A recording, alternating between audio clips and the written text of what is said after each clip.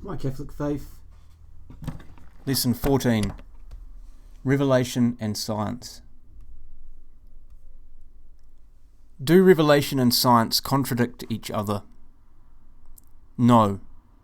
Revelation and science do not and cannot contradict each other, for both are of God.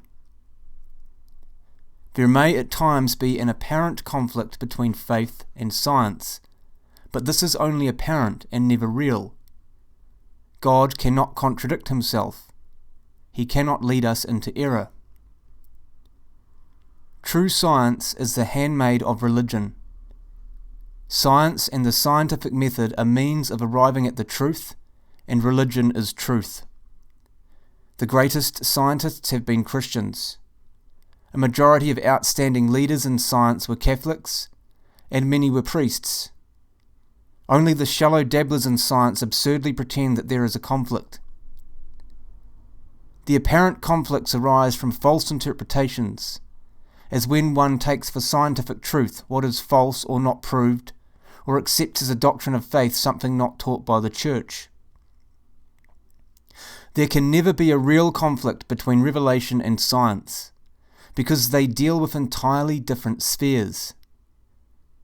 Revelation is concerned with faith and spiritual things. Physical science is concerned only with material things.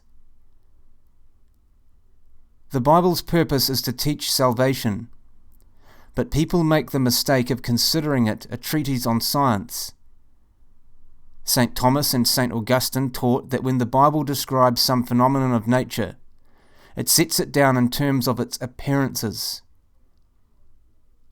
No scientific experiment or theory can dispense with the necessity of a creator. Unless his existence is accepted, we can never explain A. the origin of matter, even the most elementary, B. the origin of motion, C. the origin of the very first living organism and of the spiritual soul of man, and D. the origin of the order and law so apparent in the universe.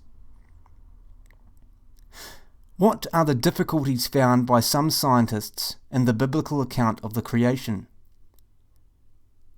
The difficulties found by some scientists in the biblical account of the creation are connected with the order or sequence of events followed in the book of Genesis.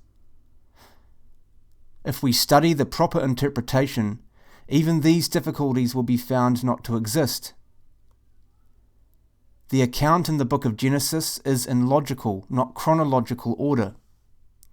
The writer groups together similar works of creation for the easier understanding of a primitive people.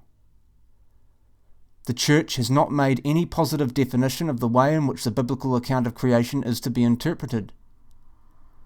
Catholics are free to accept the interpretation that they prefer so long as they also accept the fact taught, that God created the whole universe and everything in it.